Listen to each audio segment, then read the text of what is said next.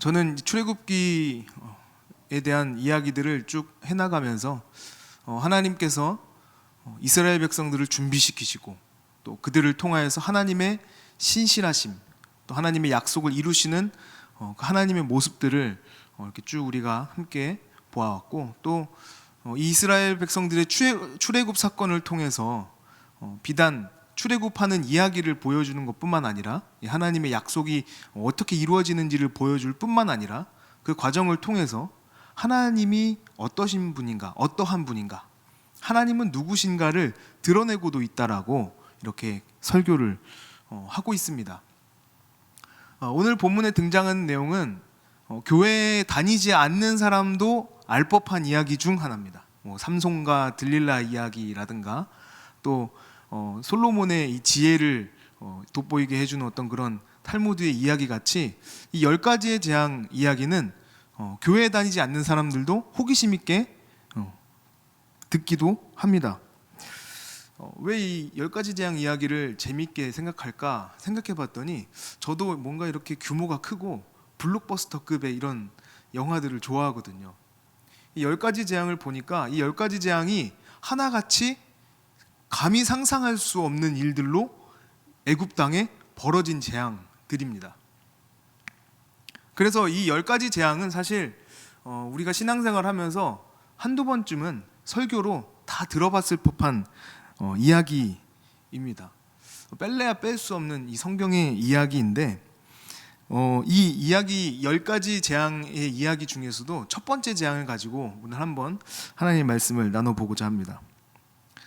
첫 번째 재앙은 나일강이 피로 변하여서 그 안에 살고 있는 고기들이 다 죽고 물에서 악취가 심하게 나는 그런 재앙이었습니다.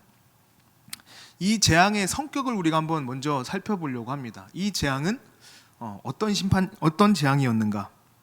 10가지의 재앙은 애굽 사람들, 애굽 땅에 내려진 하나님의 심판입니다. 애굽에는 신이 많기로 유명한데 하나님께서는 이 우상들이 생명이 없는 것, 그저 하나님의 이 창조의 섭리 가운데 만들어진 이 피조물을 흉내내어 만든 가짜들인 것을 드러내십니다. 그런 헛된 것들과는 전혀 다른, 오히려 그것들 위에 모든 것의 창조자 되신 참신, 그것이 바로 이스라엘의 하나님이심을 드러내는 심판입니다. 하나님께서 이 마지막 10번째 재앙을 내리시면서 이렇게 말씀하세요. 출애굽기 12장 12절입니다. 같이 한번 읽어보겠습니다. 내가 그 밤에 애굽 땅에 두루다니며 사람이나 짐승을 막론하고 애굽 땅에 있는 모든 처음 난 것을 다 치고 애굽의 모든 신을 내가 심판하리라. 나는 여호와라. 그러니까 사실 어떤 사람들의 해석에 의하면 첫 번째 재앙은 어떤 신을 친 거고 두 번째 재앙은 어떤 신을 친 거고 하든 어떤 그 10가지 재앙에 신을 대입해서 신들의 전쟁이다라고 설명하는 것은 제가 확실하게 잘 모르겠습니다. 제가 애굽 사람이 아니기 때문에. 그런데 분명한 것은 무엇이냐면 모든 생명의 주관자가 하나님이시다는 사실을 하나님은 애굽 사람들에게 드러내는 용도로 이 재앙을 사용하신 거라는 거예요. 이것이 심판입니다. 심판의 이 재앙의 의미예요. 심지어 바로도 이런 재앙을 경험하면서 또 하나님이 어떠신 분이신지를 경험해 나가면서 이렇게 고백합니다. 출애굽기 18장 11절인데요. 같이 한번 읽어보겠습니다. 이제 내가 알았도다. 여호와는 모든 신보다 크심으로 이스라엘에게 교만하게 행하는 그들을 이기셨도다. 지금 바로도 그렇고 하나님도 그렇고 이 재앙이나 하나님의 일하심을 보고 자꾸 무엇을 고백하게 됩니까? 이 세상의 참 주인은 여호와 하나님이시다. 그러니까 우리가 이 출애굽기를 읽어가면서 같은 맥락에서 보고 있는 겁니다. 이 출애굽 사건은 단순히 이스라엘 백성들이 그 약속을 통해서 가나안 땅에 들어가는 여정을 보여주는 걸로 끝나는 것이 아니라 이 과정 가운데 누가 드러나시는 거죠? 하나님이 드러나시는 거죠. 하나님이 어떤 분이신지. 하나님은 이 땅을 만드시고 모든 우상들보다 뛰어나시고 오히려 아무런 생명력 없는 그런 우상들이 아니라 참신은 여호와 하나님밖에 없음을 드러내는 겁니다. 근데 그게 누구예요? 이스라엘의 하나님. 그것이 이 10가지 재앙을 통해서 이 애굽 땅에 나타나고 있는 하나님의 심판의 메시지였습니다. 그러니까 심판이라는 것도, 이스라엘 땅에 내려진 10가지 재앙을 통한 이 심판이라는 것도 당하는 그들에게는 두려움을 가지게 만드는 무서운 일이지만, 또 그 이면에는 그들이 그 심판을 통하여서 하나님을 알게 하는 목적도 분명히 존재하더라 하는 거예요. 마지막 10번째 재앙을 보면요, 이 10번째 재앙은 정확하게 이 생명을 가지고 재앙이 내려집니다. 장자가 죽는 재앙인데, 재밌게도 이게 바로부터 그 안에 동물들까지예요. 그러니까 죽음의 범위가 그 누구도 벗어나지 않는다는 겁니다. 여기에서 바로가 걸리는데요, 바로는 신의 아들입니다. 당시 애굽에선 절대 권력자예요. 말이 신의 아들이지 눈으로 볼 수 있고 그 당시에 살아 숨쉬는 현존하는 신으로서는 최고의 권위자인 거예요. 그게 바로입니다. 그런데 그 신의 아들조차 죽는 일을 경험하게 된다는 거죠. 이 일들을 통하여서 하나님은 분명히 하나님이 누구신지를 드러내고 있는데, 근데 하나님께서 그러면 너무 10가지의 재앙을 통해서 그 하나님의 뜻을 이루시려면 하나님은 무자비하게 생명을 죽여서라도 하나님의 뜻을 이루시는 분이구나 라고 우리는 생각할 수 있습니다. 저만 그렇게 생각하는 것 같아요. 읽으면서 그런 생각이 들지 않을까요? 근데 왜 그런 생각이 안 드냐면, 그 내용의 구상을 보면요, 바로가 가지는 한 가지 독특한 행동이 있습니다. 그게 무엇이냐면, 모세와 아론을 통해서 하나님께서 하나님의 명령을 바로에게 전달하게 하시죠. 그 과정을 하나님께서 쭉 보여주십니다. 그리고 바로에게 모세와 아론이 당도해서 모세에게 하나님께서 내 백성을 보내라 하고 말씀하셨다. 그러니 이제 우리를 보내주면 좋겠다 라고 하니까, 그때 어떤 하나의 현상이 발생합니다. 그것이 무엇입니까? 거부하면서 바로의 마음을 완악하게 하는 거죠. 출애굽기 7장 13절 한번 보겠습니다. 그러나 바로의 마음이 완악하여 그들의 말을 듣지 아니하니.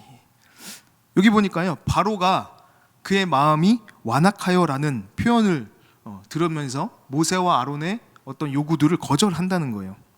이 마음이 완악하다라는 이 단어는 하자크라는 말입니다. 그런데 이 하자크라는 말은요, 무조건 부정적인 단어가 아니에요. 완악하다라는 표현은 마음을 악하게 먹다라는 뉘앙스를 갖는데, 이 하자크는 그냥 견고하게 하다, 강하게 하다라는 뜻이에요. 그래서 엘 하자크 하면 하나님을 강하게 붙들다라는 뜻이 되기도 합니다. 그게 긍정적으로 사용된 경우죠. 그런데 내 마음을 하자크하다 그러면 어떻게 될까요? 내 마음을 견고하게 해서 고집을 부린다라는 의미로 사용되는 거예요. 그러니까 부정적인 단어로 쓰이는 거죠. 지금 바로는 하나님 앞에서 하나님을 하자크하지 않고 무엇을 하자크하고 있는 겁니까? 자기의 마음을 붙들고 있는 거죠. 강하게 하고 있는 거죠. 고집스럽게 하는 거죠. 딱딱하게 만든 거죠. 이것이 재앙의 방아쇠가 되는 거예요. 하나님이 애굽이 미워서, 애굽이 싫어서 그냥 너네들 한번 맛 좀 봐라 하고 애굽의 재앙을 내리시는 게 아니라는 말입니다. 근데 성경을 또 읽어보신 분들은 그런 말씀하실 거예요. 하나님이 완악하게 하시던데 이거 하나님이 이렇게 만드신 거 아니에요? 성경을 잘 읽어보면요, 하나님이 바로의 마음을 완악하게 하셨다라는 표현도 분명히 등장하거든요. 그런데 이 마음을 완악하게 하나님이 하시는 것은 6번째 재앙 이후예요. 그 전에는 어떻게 될까요? 바로가 스스로 자기의 마음을 강하게 합니다. 붙들고 있어요.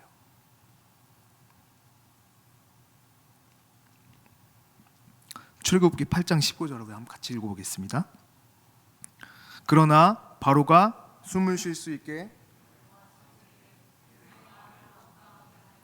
그들의 말을 듣지 아니하였으니 여호와께서 말씀하신 것과 같더라. 여기도 보면요, 개구리가 막 등장하니까 개구리가 이제 죽어서 사체들이 막 쌓이고 악취가 막 납니다. 숨을 쉴 수 없을 정도로 악취가 나니까 이제 이것을 이제 돌이키고 싶은 거죠. 두 번째 재앙인데, 그러니까 이때 보내겠다라고 약속을 하고 나서 그리고 어떻게 합니까? 다시 자기의 마음을 완악하게 하는 겁니다. 여기에는 하나님께서 그를 붙든다는 표현은 없어요. 자기가 스스로 자기의 의지로 자기의 마음을 완악하게 하시는 거죠. 완악하게 하는 거죠. 그러니까 원래는 하나님께서 그에게 심판이라는 것을 통해서 그를 징벌하고 체벌하고 고통스럽게 만드는 것이 아닙니다. 이 10가지의 재앙 전에, 이 6번째 재앙 전까지는요, 그의 마음을 돌이키시려는 하나님의 설득의 작업들인 거예요. 세 번째 재앙만 봐도 그렇습니다. 세 번째 재앙은요, 바로의 측근들이었던 요술사들이 그것을 따라하지 못합니다. 그래서 요술사들이 뭐라고 고백합니까? 이것은 하나님의 권능입니다. 요술사들이 자기들의 입술로 그렇게 고백하는 거예요. 이건 하나님의 권능입니다. 내가 감히 따라할 수 없습니다. 창조주의 능력입니다. 라는 표현인 거죠. 근데 그때도 바로는 여전히 자기의 마음을 하자크하고 있는 겁니다. 결국 하나님께서는 이 10번의 재앙을 쏟아 놓으십니다. 이것은 바로의 그 완악함을 돌이키시기 위한 하나님의 재앙, 심판이기도 하다는 것입니다. 다시 말하면 이 재앙을 통해서 이스라엘 백성들이 그 출애굽하게 되는 계기가 되기도 하지만, 또 가나안 땅을 여정을 이어가게 되는 그 순간이기도 하지만, 그런 이야기이기도 하지만, 그러나 이 단편적으로 여기서 드러나는 이 하나님의 이 심판 사건은 바로의 마음을 돌이키게 하는 하나님의 심판이라는 겁니다. 그것을 통해서 우리는 무엇을 알 수 있습니까? 하나님은 어떤 분이신가? 이스라엘 백성들이 광야에서 출애굽을 나중에 이제 한 후에 37년 정도 지나는 시간들을 광야에서 생활을 하게 됩니다. 그들의 그 불신앙으로 인하여서 가나안 땅을 정탐했던 그들의 고백이 불신앙적인 요소였기 때문에 40일을 40년으로 환산해서 광야 생활을 합니다. 그리고 그 힘든 광야 생활 마지막 즈음에, 이제 곧 가나안 땅에 들어갈 수 있는 그 즈음에 그들이 또 불평해요. 그 불평의 내용은 빨리 갈 수 있는 길을 가지 못하게 된 데서 비롯한 것이었습니다. 한 달가량 돌아가야 되는 그 힘들고 고된 여정을 또 해야 된다는 그들의 어떤 상황 속에서 또 불평하게 되는 거죠. 광야 생활 거의 마지막입니다. 40년이 다 흘러갈 때입니다. 그런데 하나님께서 그들을 위로하지 않으세요. 야, 조금만 더 참아라, 조금만 더 힘내라. 그러면 곧 약속의 땅에 들어갈 수 있다. 근데 그렇게 말씀하지 않으세요. 갑자기 그들에게 최후의 심판을 내리십니다. 불뱀이 나타나서 사람들을 물고 그 물린 사람들은 죽음을 당하는 무시무시한 하나님의 심판이 떨어집니다. 하나님은 왜 가나안 땅에 입성할 얼마 남지 않은 그 시간에 왜 이스라엘 백성들을 그렇게 심판하십니까? 왜 그렇게 고통스럽게 하십니까? 40년 동안 광야 생활을 하면 지칠 대로 지친 그들의 마음일 텐데 그 불평 한 번 했다고 그들을 왜 그렇게 매몰차게 몰아붙이시는 걸까요? 죽음이라는 그 순간까지 왜 밀어붙이십니까? 이제 그들은 가나안 땅에 들어가서요, 평안히 안주하며 사는 것이 아닙니다. 그들이 가나안 땅에 들어가면 이제 가나안 땅의 사람들과 전쟁을 해야 돼요. 육체적인 전쟁뿐만 아니라 우상으로 세워진 문화들을 무너뜨리고 거룩한 하나님의 문화들을 세워가야 합니다. 그게 쉬울까요? 어렵습니다. 결코 쉽지 않습니다. 하나님은 그만한 믿음을 요구하시는 겁니다. 그리고 무엇을 세우십니까? 놋뱀을 장대에 달아라. 그리고 그것을 바라보는 자들은 살게 됩니다. 그런데 재미있는 것은요, 그때도 죽는 사람은 있었다는 거예요.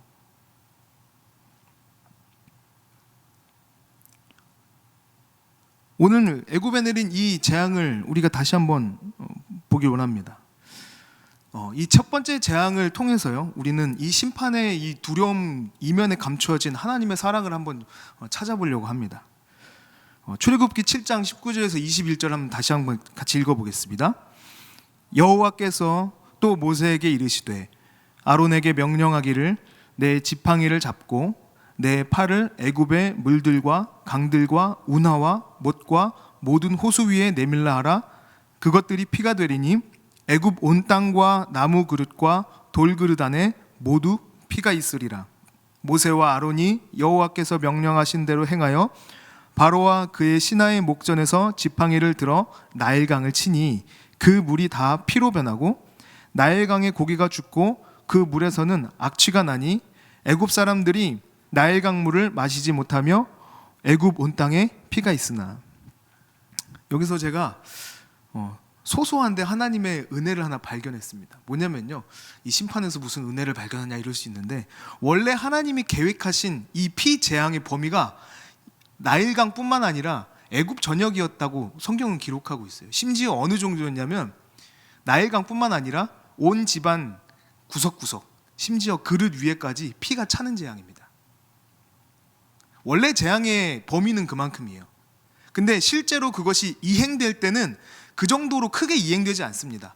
그냥 아론이 지팡이를 들고 나일강이 손을 내미니까 나일강이 피로 변합니다. 그리고 심지어 이 성경에 보니까요, 나일강 주변에서 마실 물을 사람들이 찾으려고 막 땅을 팠다고 기록되어 있어요. 원래는 이 성경의 범위는 강과 운하뿐만 아니라 온 땅과 그릇까지입니다.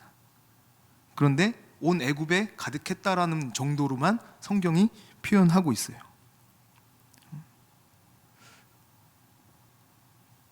이 피의 재앙을 통해서 우리가 무엇을 볼 수 있습니까? 하나님께서는 이스라엘 애굽 백성들을 다 몰살하시려고 그랬던 거야. 물은 생명이니까, 물을 마시지 못하면 죽으니까, 물을 마시지 못하게 함으로 애굽 백성들을 다 몰살하는 지경까지 몰고 가시는 거야. 그런 강력하고 무서운 심판이야. 정말 그럴까요? 21절 보니까 나일강이 피로 변하면 무엇이 죽습니까? 물고기가 죽습니다. 근데 좀 뭔가 이 표현이 재밌지 않습니까? 나일강이 피로 변하면 물고기가 죽어요. 이거 모르는 사람이 있습니까? 성경은 왜 나일강이 피로 변했고 물고기가 죽었다는 것을 기록했을까요? 그리고 물에서는 악취가 나기 시작합니다. 죽고 악취가 나는 현상은요, 삶과 죽음 중에 무엇에도 가깝습니까? 죽음에 가깝죠. 그러면 애굽 사람들 인식 속에서 나일강은 삶에 가까웠을까요? 죽음에 가까웠을까요? 생명에 가까웠을까요? 죽음에 가까웠을까요? 삶과 생명에 더 밀접한 관련이 있는 것들입니다. 지금도 나일강은 이집트의 젖줄이라고 불리거든요. 단순히 마시기만 하는 용도가 아니었다는 거예요. 그런데 그 물이 피로 변합니다. 생명이었던 그 물이 죽음으로 변합니다. 여기서는 저는 시적인 의미들을 발견했어요. 나일강은 생명이었는데 그 생명이 죽음으로 변하니까 그 안에 살고 있는 생명들이 다 죽어버리는 겁니다. 원래 피라는 건요, 성경에서는 생명의 근원이라고 여겨집니다. 그런데 지금 여기서 흐르는 피는 그것과는 전혀 상관이 없는 것이 되어버린 겁니다. 우리는 첫 번째 재앙을 보는데 이 첫 번째 재앙의 피는 죽음입니다. 그리고 이것은 열 번째 재앙을 향해 달려가는데 반대로 열 번째 재앙에서의 피는 생명이에요. 열 번째 재앙에서는 죽음을 이기는 방법으로 등장하는 것이 피입니다. 대속하는 양이나 염소의 피를 이 문설주, 임방에 바르면 하나님의 영이 그 집을 뛰어넘으시는 거예요. 이 죽음과 생명의 대조를 통해서 이 재앙이 말하고 있는 것이 우리에게 들려주길 소망합니다. 단순히 이것은 죽음을 이야기하고 싶은 것이 아닙니다. 삶과 죽음의 경계 속에서 무엇을 택하냐의 차이인 거예요. 손에 이제 회초리를 들고 있는 이 훈장님 그림을 이렇게 우리가 볼 수 있는데, 그 훈장님이 손에 이렇게 긴 회초리를 이렇게 들고 있는 것을 보면 우리가 그걸 보면서 아, 저걸로 때리겠구나. 자, 저걸로 때리면 얼마나 즐겁고 행복할까. 야, 나도 때려보고 싶다. 훈장님은 회초리를 때리려고 들고 있는 거야. 이렇게 생각하는 사람이 있을까요? 전통적으로 우리는 회초리를 정말 때리기 위해서 들고 있지 않습니다. 회초리는 왜 들고 있습니까? 그 이미지를 통해서 배우고 있는 이 학생들이 바른 태도를 갖게 하는 거죠. 그러니까 때리는 의미가 아니, 때로는 뭐 때리는 용도도 있죠. 근데 때리기 위해서 들고 있는 것이 아니라 이것을 보고 그 보는 학생들로 하여금 아, 나는 바른 태도로 공부해야겠구나 라는 경각심을 갖고, 혹은 잘못된 마음을 갖고 있는 자들로 하여금 돌이키게 하려는 용도인 겁니다. 하나님께서 재앙을 내리실 때 자기의 마음을 하자크하고 있는 이 바로와 애굽 사람들에게 하나님은 말씀하시는 거예요. 네 마음을 하자크하지 말고 이스라엘의 하나님인 나 여호와를 하자크하라. 우리가 신앙생활 하다 보면요, 때로는 우리도 알고 있지만, 우리도 하나님을 인식하려고 노력하지만, 하나님 앞에 살려는 그 코람데오의 마음을 가지고 살려고 하지만, 그러나 꽤 많은 시간 문득문득 우리는 하나님과 상관없는 삶을 살아갈 때가 훨씬 많이 있습니다. 심지어 오늘날 살아가는 우리는 그 하나님의 말씀이, 마음이 기록된 성경책을 가지고 있음에도 불구하고, 그럼에도 불구하고 우리는 우리의 뜻과 우리의 생각대로 내 마음을 붙들고 강하게 하여서 하나님 뜻대로 살지 않을 때가 훨씬 더 많다는 겁니다. 저는 이 출애굽 광야 이야기를 이렇게 쭉 읽으면서 놀랬던 건 뭐냐면요, 20세 이상의 1세대들은 다 광야에서 죽었고요, 또 심지어 2세대들도 꽤 많은 인원들이 광야에서 죽었습니다. 가나안 땅에 가보지도 못하고 일단 출애굽은 했는데 광야에서 수많은 백성들이 죽었다는 거예요. 하나님은 그렇게 잔인하신 분입니까? 하나님은 우리에게 무엇을 원하실까요? 독재자가 되셔서 하나님의 그 철권 통치 속에서 내 말 따르지 않으면 너 다 죽어, 이것을 말하실까? 재밌는 것은요, 인구조사를 하는데 첫 번째 인구조사와 이제 가나안 땅에 들어가기 전에 인구조사할 때 그 인구수가 크게 다르지 않다는 것을 아십니까? 하나님은 이스라엘 백성을 향한 그 꿈을 절대 포기하지 않으십니다. 하나님은 하나님의 신실하심으로 그 꿈을 끊임없이 이뤄 가시는 거예요. 그런데 그 꿈을 이뤄 가시는 과정 가운데 하나님은 그들의 믿음을 보시기를 원합니다. 가나안 땅에 들어가는 것이 중요한 게 아니라는 거예요. 가나안 땅에 언젠가는 들어갑니다. 그것이 중요하지 않습니다. 근데 가나안 땅이 끝이 아니에요. 또 가나안 땅에 들어가잖아요. 그럼 정복 전쟁을 해야 돼요. 더 힘들고 어려운 일들이 기다리고 있다는 것입니다. 정복 전쟁하면 끝나나요? 아니요. 이제는 그들은 신정 정치를 통해서 하나님이 다스리시는 나라로서 세워져가는 막중한 이 제사장 나라의 역할을 또 감당해야 되는 사명이 주어져요.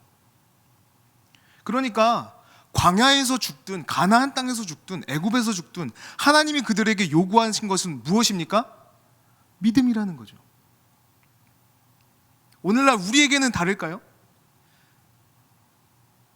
이 땅을 살아가는 현대인들에게 주어진 평안한 삶, 어떤 전쟁이나 어떤 기근이 없는 이런 삶을 살아가는 우리에게 하나님은 무엇을 요구하시겠습니까? 광야가 아니니까, 가나안 땅이 아니니까 다른 것을 요구하실까요? 여전히 오늘날도 우리에게 믿음을 요구하십니다. 마치 하나님께서 놋뱀을 달고 그것을 보는 자는 구원을 얻으리라 하신 것처럼, 예수님께서 사역을 처음 시작하실 때 베푸셨던 이적이 물을 포도주로 바꾸는 이적이었습니다. 아무 의미 없는 이 물을 포도주로 바꾸어서 그 연회에 참석한 모든 사람들이 그것으로 마시면서 기뻐하고 즐거워합니다. 예수님이 십자가에 달려 돌아가실 때 예수님께서는 자기의 피를 포도주를 주시면서 내 피라고 말씀하시면서 제자들에게 나눠주셨어요. 그것을 나눠 마신 자들은 예수님의 십자가에 동참하고 예수 그리스도로 이 땅을 살아가는 자가 됐다는 겁니다. 그래서 갈라디아서 2장 20절에 바울은 이렇게 고백합니다. 내가 그리스도와 함께 십자가에 못 박혔나니 그런즉 이제는 내가 사는 것이 아니요 오직 내 안에 그리스도께서 사시는 것이라. 이게 어떻게 가능합니까? 이제는 주님의 그 생명 가운데 우리가 참여하는 자로 살아가기로 결단하고 그 믿음을 가지고 살아갈 때 나는 생명 가운데 거하는 자가 된다는 거죠. 심판이라는 도구만 보고 하나님은 무서운 분이야, 두려운 분이야, 그러니까 하나님 말씀에 따라야 돼. 이스라엘 백성들 쟤네 다 보내야 돼. 단순히 그런 표면적인 두려움만을 보여주는 게 아니라는 거예요. 이 심판을 통해서 그들을 생명 가운데로 돌아오게 하시려는 하나님 아버지의 계획을 우리가 본다는 겁니다. 죽음과 생명이라는 그 기로 안에서 오늘날 바로로 대표되는 세상을 한번 보면요, 하나님은 이 세상을 미워하실까요? 하나님을 모르는 아직 기독교인이 되지 않은 수많은 사람들이 세상에 살고 있습니다. 하나님은 그 세상을 미워하십니까? 야, 니네 보니까 요즘에 코로나라 그래서 교회 많이 핍박하더라. 내 사랑하는 내 몸과 같은 교회를 너희들 그렇게 핍박하는 거 보니까 난 너희들이 너무 밉다. 하나님이 그렇게 선을 그으시고 그들을 미워하실까요?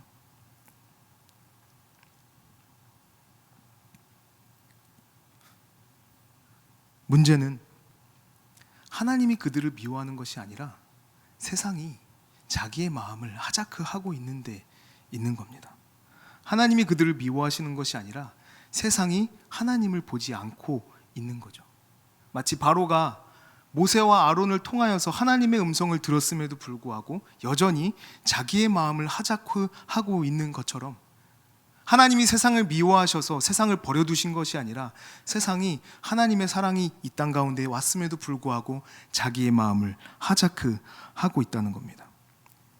그래서 오늘날 우리에게 요구되는 것은 이스라엘 백성들에게 요구하셨던, 여전히 이 땅 가운데 살아가는 우리에게 하나님의 거룩한 문화를 세워가길 원하시는 그런 거룩한 믿음입니다.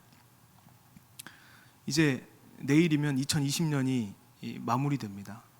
한 해를 어떻게 살아오셨습니까? 누구에게나 올 한 해는 힘든 한 해였을 겁니다. 코로나 때문에 우리가 해야 되는 것들을 하지 못하고 또 여러 가지에 있어서 다 차단당하는 상황 속에서 한 해를 힘들게 살아오셨을 겁니다. 그런데 오늘 우리에게 주어지는 질문은 내가 코로나 때문에 힘들었느냐, 힘들지 않았느냐가 아닙니다. 한 해를 되돌아보면서 우리가 우리 스스로에게 해야 되는 질문은 나는 나의 삶을 하자크하였는가? 아니면 하나님을 하자크하였는가? 나는 힘든 나의 삶을 붙들고 힘들어하였는가? 아니면 힘든 와중에서도 나를 구원하시는 그 하나님을 하자크하였는가? 우리는 이미 예수 그리스도의 은혜를 경험한 자들입니다. 이미 예수 그리스도께서 우리를 구원하셨다는 사실을 깨달았고 우리를 위하여 십자가에 달려 돌아가셨다는 사실을 듣고 본 자들입니다. 제가 얼마 전에 어떤 다큐멘터리를 봤는데 미국의 다큐멘터리였어요. 이 다큐멘터리는 무슨 내용이었냐면 예수님이 십자가에 달려 돌아가실 때 얼마나 그 힘든 상황이었나, 어떤 상황이었나 라는 정말 쓸데없는 다큐멘터리였습니다. 저는 궁금하더라고요. 그리고 뭐 과학적으로 이렇게 막 분석하고 뭐 수분은 상태는 얼마 정도였을 거고 호흡은 얼마나 힘들었을 거고 뭐 이런 여러 가지 그냥 과학적인 지금의 이제 발전된 과학 기술로 그 시대의 어떤 죽음, 예수님의 죽음을 뭐 재현해보는 뭐 그런 쓸데없는 다큐멘터리였는데 제가 보면서 제 가슴 아팠던 장면이 하나 있습니다. 뭐냐면 예수님이 채찍질을 당하시는데 그 채찍을 설명을 해주더라고요.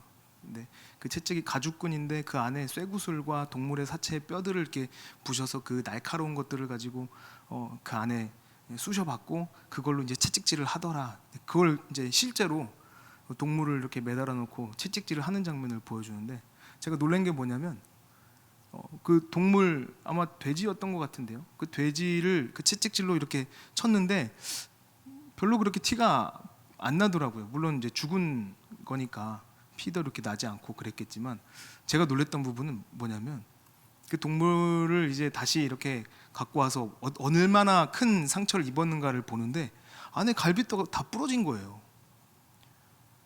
그 돼지면 이렇게 살도 많고 그렇지 않습니까? 가죽도 두껍고. 근데 그 채찍질이 뭐길래 그 안에 장기들과 뼈들을 다 부실 정도로 강력했는가? 제가 거기서 하나 깨달은 것이 있습니다. 예수님께서 고통을 당해보셨으면 얼마나 당해보셨을까? 이 땅에 지금 현대 어떤 그 문화들이 경험하는 어려움과 스트레스들은 예수님은 잘 모르시지 않을까라는 이런 교만한 생각을 제가 가끔씩 했거든요. 근데 그 별거 아닌 그 채찍질 한 번을 보고 제가 마음을 고쳐먹었습니다. 회개했습니다. 하나님, 제가 감당할 수 없는 고난을 하나님은 당하셨군요. 예수님께서 그 겟세마네 동산에서 물이 피로 변하기까지 기도하셨다는 말이 저는 그냥 은유적인 표현인 줄 알았어요. 그렇게 간절하게 기도한 표현인 줄 알았어요. 그런데 실제로 몸에 모세혈관들이 터져서 피가 물로 섞여서 나올 수 있다라고 거기서 얘기하더라고요. 우리는 우리 눈앞에 있는 심판, 내 앞에 있는 고난, 내가 경험하고 있는 이 세상의 여러 가지 장애물들과 내가 어찌할 수 없는 이 상황 형편 속에 살아갑니다. 누구나 아마 그렇게 살아가고 있을 겁니다. 저도 그렇게 살아가서 저도 불평을 참 많이 하는 사람입니다.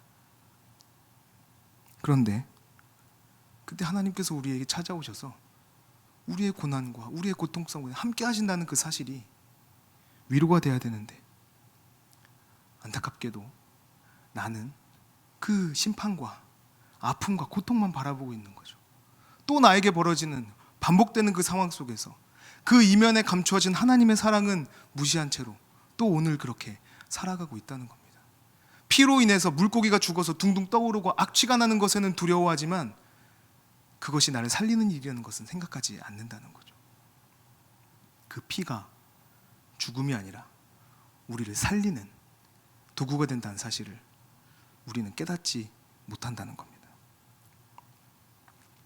오늘 이제 12월 30일 내일을 기점으로 한 해가 시작하는데 다시 우리에게 질문합니다. 너는 내 마음을 붙들 것이냐? 아니면 하나님을 붙들 것이냐? 혹시나 성도님들 중에 한 해 동안 나를 붙들고 또 여전히 변하지 않는 내 모습 가운데 실망하고 안타까워하는 우리 성도님들 계시다면, 내년에 한 해 동안 주어지는 이 한 해는 마치 하나님께서 바로에게 계속해서 거듭해서 주셨던 기회들인 것처럼 우리에게도 주어지는 기회들로 받아들이시고, 이제는 나를 붙드는 것이 아니라 하나님 한 분만을 붙드는 자가 되게 하여 주시옵소서. 비록 내가 하나님 구원을 알았으나 하나님이 우리에게 베푸실 그 구원의 능력을 가지고 살아가는 자까지 도달하는 내가 될 수 있게 도와주시옵소서.